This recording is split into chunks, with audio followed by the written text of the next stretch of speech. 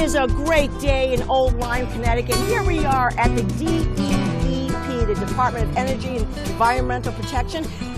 Good morning again, Tricia Walsh. Good morning, Suzette. It's wonderful to be outside. And guess what? What? We've got a great show for you this morning, this evening, whatever you want to call it, because it's a great day in Connecticut. Welcome. Thank you. Eleanor Mariani, you are the director of the boating division right here in this beautiful, beautiful setting here in Old Lyme. And before we get started, I just want to congratulate you, new president of NASBLA. Thank you. What exactly does that stand for, first of all? That's the National Association of State Boating Law Administrators. And what that does is it's a nonprofit that works with the states. Every state has a boating law administrator, and we help to administer the recreational boating safety grants. And NASBLA helps by providing training and really assisting us with carrying out our jobs in boating safety. Fantastic. Well, from what I understand, Tricia, we've got the right person at the head of this. So. Oh, thanks. We've heard very good things, and we're really excited to be out here today and hear about, what you guys do here, what the facility, and maybe you can just fill in our fans at home.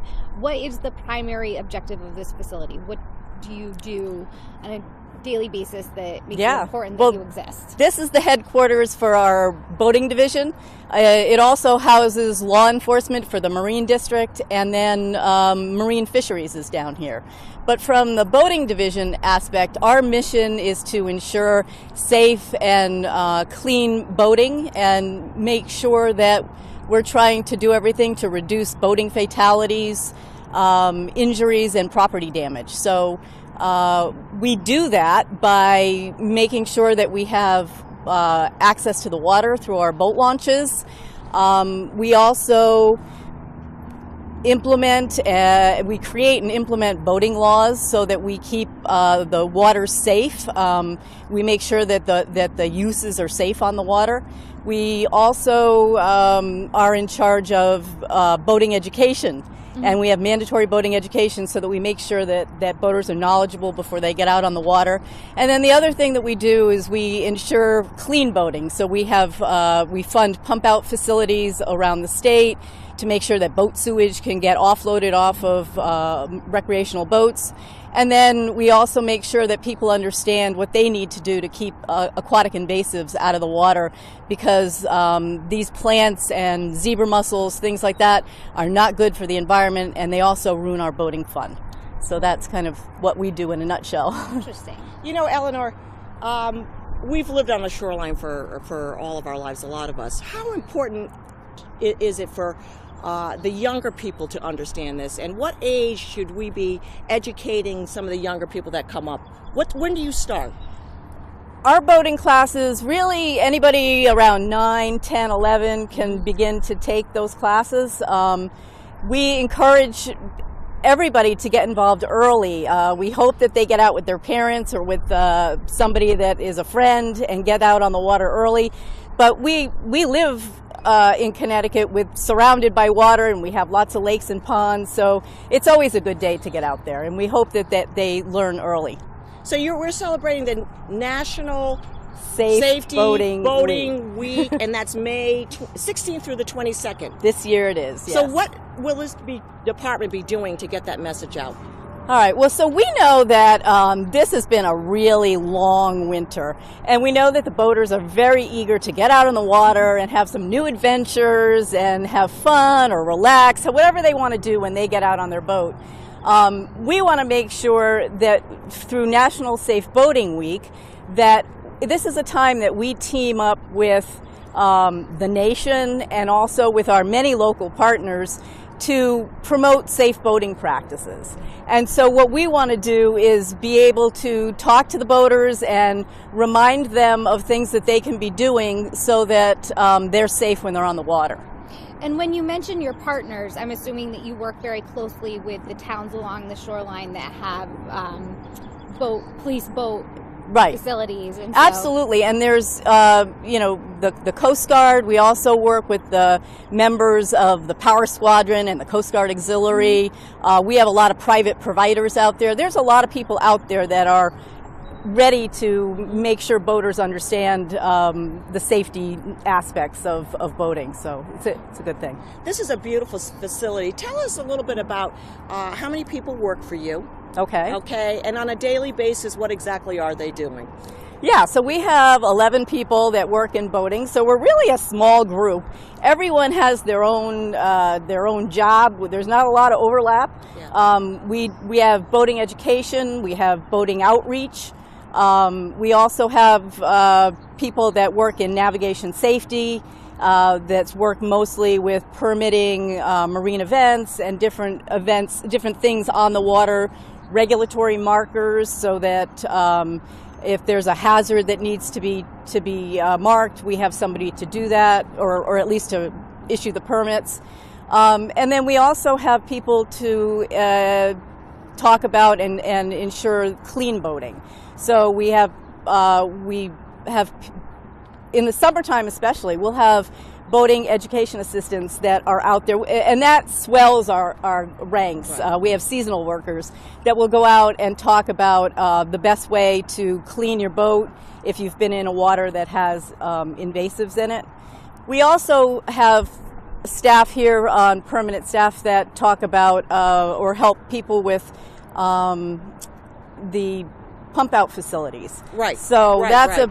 a big Right. part of our job, is to make sure that boaters have a place to offload the waste, and that they understand the importance of needing to do that. So we keep a lot of boat waste out of the waters. Last year, almost 1 million gallons. So it's a good thing. 1 million gallons? Yeah. It's a lot of waste. I That want to is a tell lot. you that's a lot of waste. But that just tells us It is. how many people are actually on our waters. Yep. And how important that is. Absolutely. And I mean, it's interesting because here we're on the shoreline, into Long Island Sound, but you're also talking about you're covering lakes, rivers, and Yes, we cover the entire state. So, I mean, do you have satellite little locations, or do you send people from this office to other? We send people from this office, so Okay. we cover the whole state. And how many boats, Eleanor, is that exactly is? We have, right now, there's about just under 100,000 registered boats. In the summertime, that swells because a lot of people will come from out of state, especially to, well, the lakes and ponds, and also to Long Island Sound and Fisher's Island Sound. So we know that, boating is serious fun, and Yes. and so, for National Safe Boating Week, we want to make sure that the boaters understand or remind them while they're out there having fun that safety also is important. Right. One of the top things that we remind people about is wearing life jackets. That's a really important thing. That is such an important thing, and and all of us have been on the water, but I see a lot of people not wearing their for some reason, whether they think they don't have to do it, Yeah. but it's really important that everybody wears their That's life right. jacket, right? And with the styles now, I mean, we have inflatable life jackets. Right. There's belt packs, so there's really no excuse not to wear one. And when you fall in the water, it can it's going to save your life. So. Right. You want to make sure that you have one on. About 84% of the people that drowned did not wear a life jacket, and we know that if they wore one, they would have been alive. So it's important. And just on that note, Tricia and Eleanor, just on the, I don't wear them that much. I mean, and it is the style, but looking at the department today and some of the people that you're going to be seeing later on wearing these life jackets, it is a stylish thing. All right, so just go ahead and wear it. But I have to be very honest with you. When I get on a boat, first thing I say, wear the life jackets. But I got a great outfit today, and I don't want to put it on. So very, very important, especially children. Put it right on. Yeah, they're required to wear them. Yes, but Yeah. right away, Yeah. that should be the very first thing when you get on the boat and get the life jackets on. Yeah, so the other thing that's important too is be aware of your situation. So know when you are changing direction, look behind you, or look to see what other boats are around you. That's another area where lack of proper lookout, we call it. That's where we see trouble. And then also be aware that if you're out there having fun, and we want everybody, we encourage them, but if you're the operator, you really shouldn't drink and boat. Right. And So- we'll be addressing that subject a little bit later on. But another thing that I was thinking of is if you're a boater and you're out there alone, okay, tell somebody where you're at. Yes. Absolutely. That's important. Yep. Tell somebody where you're at, where you're going to be, or the proximity of Yep. where you're going to be. And we've got cell phones. Sometimes they work, sometimes they don't. But tell everybody where you're at. Well, Eleanor, this has been fantastic. We've got Thanks. a little bit later on. We'll be showcasing the facility and some of the other people that do the good work here at the DEEP right here on this facility. So thank you, Eleanor. Good luck to you. Thank you very much. And we're so happy to have you on the Thanks. show today. Thank you very much. Appreciate it. Yep.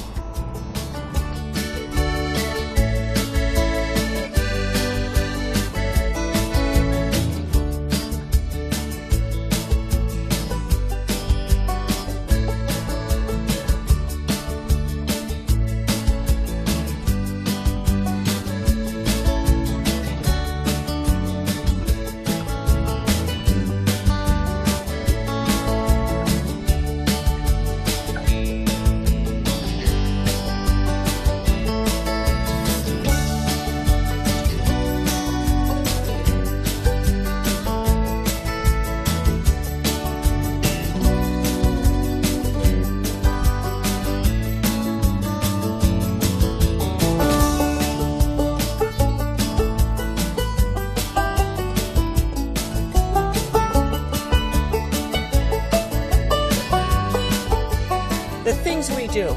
Yes. Okay? The Second things time on a boat. Second time on the boat. First we were on the Stonington Police boat. Now here we are, EEP boat with Captain Healy. And this is our Welcome. police boat. Yes, it is.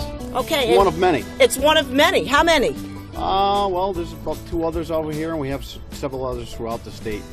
So Groton will have one. We'll have one here. We'll have one down at Stratford, also over in Westbrook, and several small boats. So we have 3 sitting here right now. So we are coming up to our busy season, Captain Healy. Yes, we are. What can we expect? You're out on the waterways, the lakes. Tell us, we are going to be talking about BUI. Well, basically, we're going to be out there making sure people are safe when they're out Okay. on the water. And BOI is one of our main focuses. It's boating under the influence. It's just like it would be with a vehicle. It's very much the same standards. So when we're out there checking people, we're going to be looking for making sure the registration is up to date, the boat's registered, you have your safety equipment, and then any erratic or unsafe operation, we're going to stop that boat and have a check with the operator and basically look into it. And if we detect anything like alcohol, the smell of alcohol, or those certain indicators that we're looking for, we'll take the appropriate action. Now, I know that you had said earlier that obviously the optimum is that nobody operating a boat is drinking at all. But what is the legal level of intoxication? Or A .08, which is the same as motor vehicle in the Motor state vehicle, of Connecticut. okay. It's .02 for anyone under 21. But those are the same standards that we have in motor vehicle. The statutes and penalties have kind of come along and done almost the same penalties. We'll actually impound your boat. There's jail time associated with it, including fines and suspension of your boating privileges. Okay. So, what are your busiest times? Like, do you see Memorial Day and July 4th? Basically, it starts as soon as Memorial Day hits, and the weekends are obviously our busier ones. If we have a nice, sunny, busy, hot weekend, it'll be, like I-95 out here on the river. So, obviously, once summer rolls around, people have time off and stuff like that, and they're out recreating and using their boats. So, we're glad they're doing so. We just want them to do it in a safe manner. That's all. So, Captain Healy, just take us through sort of the process. You find somebody intoxicated at the wheel. Yep. You are on their boat as we speak. Do you take over the boat, or you turn it over to somebody that can drive the boat? It all depends on who's the passengers and those type of things. We'll actually stop the boat. We won't actually drive the boat unless it's necessary. We'll have the boat either towed, or we'll have someone else operate the boat back to port. If the individual needs to have more testing done, we can actually put the individual on our boat. We'll do either testing on the boat, or we'll bring it back and do shoreline testing as well. Okay. So So that's the It's just- gist of it. That's basically on the water and on land. Well, It's- it gets a little different when you're out in the middle of Long Island Sound, and Right. where do you bring them? So our officers, are also trained in some, on the water tests. Mm-hmm.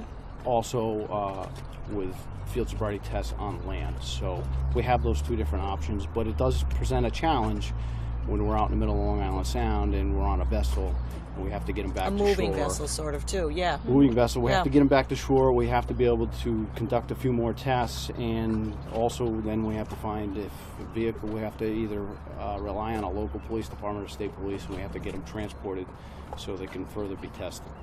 So it does present challenges, and we all have to do this within the legal limits. Right, and the parameters of those Yes. legal limits. So, if there's one message that you want to get out there, Captain Healy, and we're coming up to National Safety Boating Week, and, Yes. and what is that message to the boaters that you want to give them on the BUI?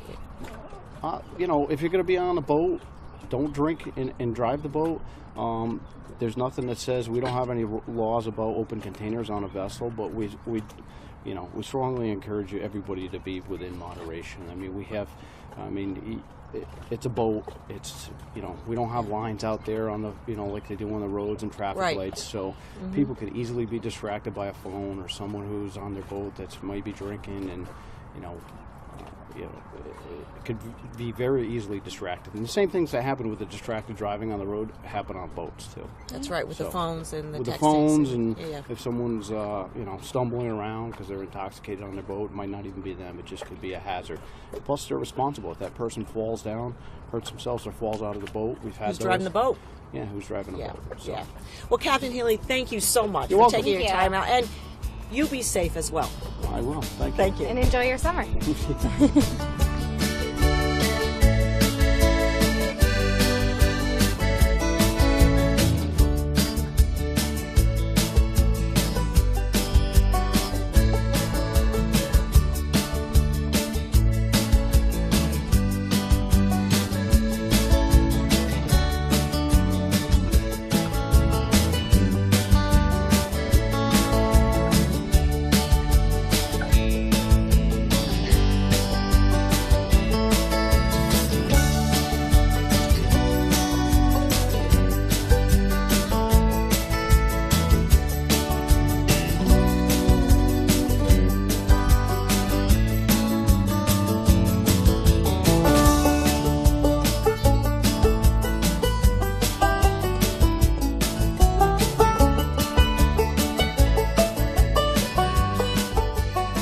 So, Tricia, here we are back at Oakleaf Marina, and we're here with Wendy Flint. Okay, so Wendy, what are we doing here today? So today we just wanted to talk about our boating education assistants. They go to state boat launches and a couple of marinas across the state to interact with boaters about clean and safe boating practices.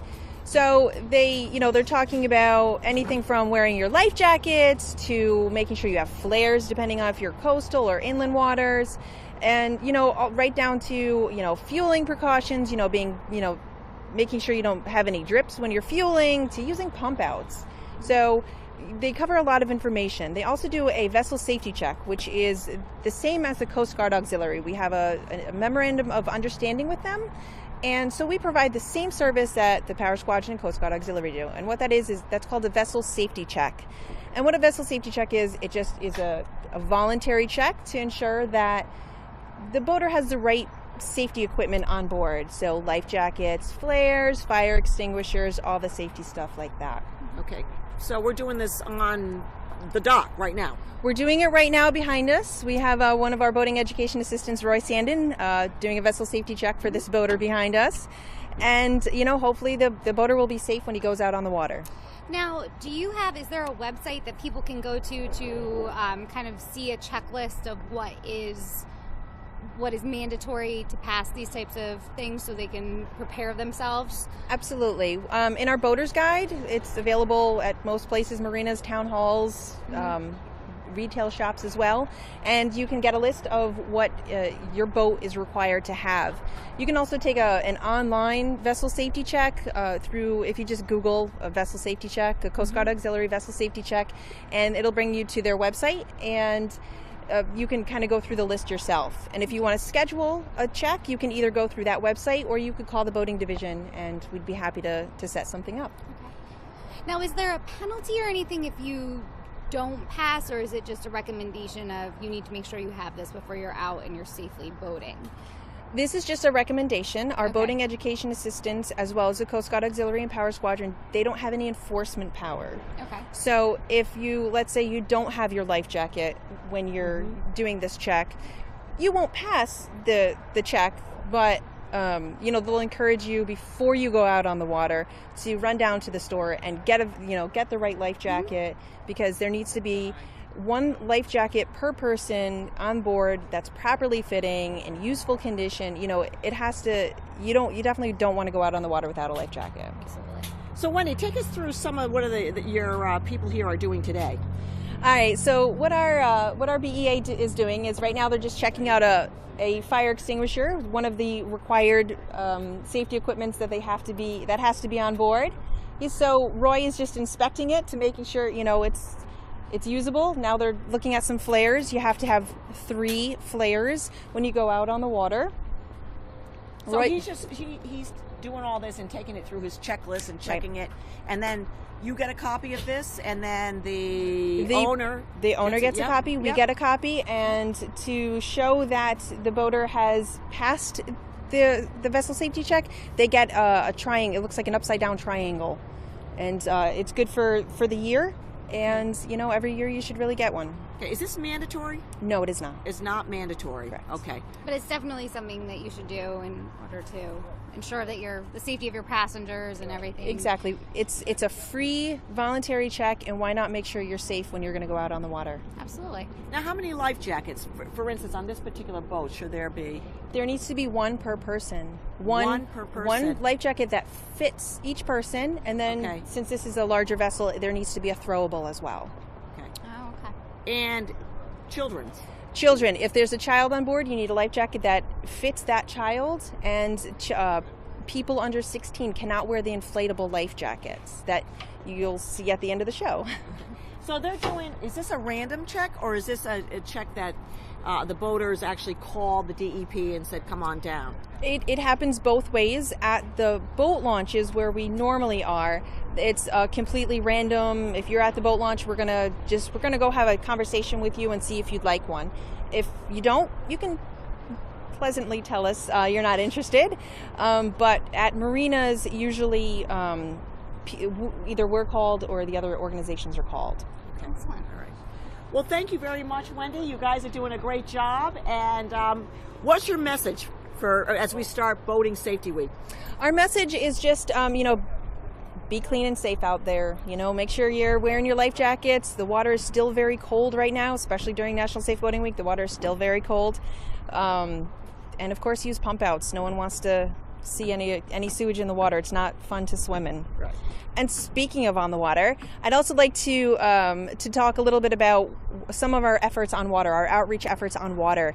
And we have a boat named Prudence, and we're going to make our way over here.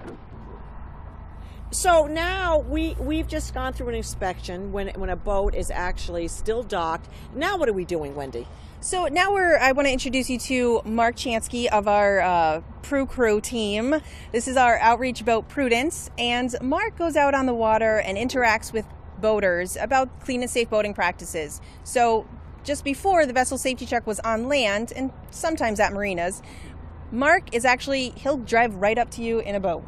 Okay. So Mark, you have to at least tell us what you do and maybe the reaction when people see you coming right up to the boat. Well, yeah, we try to keep the reaction a friendly type of thing. We have some cool stuff to hand out. When, boating safety can be kind of a boring topic to some people, so we try to engage people with some goodies. So we try to keep them safe and happy on the water. We try to get out the good stuff rather than the tickets. So. But when they see you coming on Prudence, yeah. Isn't that kind of what are you doing? Sure it is, but that's Okay. why we have some cool stuff to hand So out. you and show this to them first. yeah, go. Hey, I got some cool stuff for you, and and it opens up a friendly conversation with people, and we'll say, hey, So you have, your life jackets. Do you have them handy? You might talk about drinking and boating. If they have some adult beverages on board, you might remind them that, we will remind them that, drinking and boating is not something that we endorse, and that, just like a car, you can be arrested if you're over the limit. So you actually pull up to the boat? Sure, we'll pull up as long as they're stopped and stuff. We won't chase you down. We're the friendly guys, so we won't chase you down. But if you're out sitting fishing, we'll pull up to you and have a chat. We don't want to annoy anybody. Like I said, we have the good goodies to hand out, and keep everything friendly, and just want to remind everybody to be safe on the water. And how much time do you spend on the water a week? Not enough. Not enough? Well, there No. you go, Wendy. Mark Jansky wants to spend a lot of time on the No, water. we spend, during the summertime, we're out about at least a day to 2 weeks, 2 days a week. We go to all the major events on the water, fireworks and stuff like that. We'll go to where the boaters are to talk about safe boating. Well, Mark Jansky, thank you so much. You're and welcome. Thank you for bringing Prudence out here, too. Thanks for Enjoy having your summer. Wendy Flynn, thank you so much. And Jerry, we want to make just a special remark for Jerry Desmond for getting us out here. Yes, this is very nice. Thank you, Jerry. You couldn't have asked for more beautiful weather for us to be out here enjoying this great Mystic Matters on the road. Finally. And thank you again to our Lighthouse crew who's been doing the taping, and they did a fantastic job today. So thanks for watching, and we'll see you next week. See you next week. Thank you. Thanks. Have a good day. Be safe.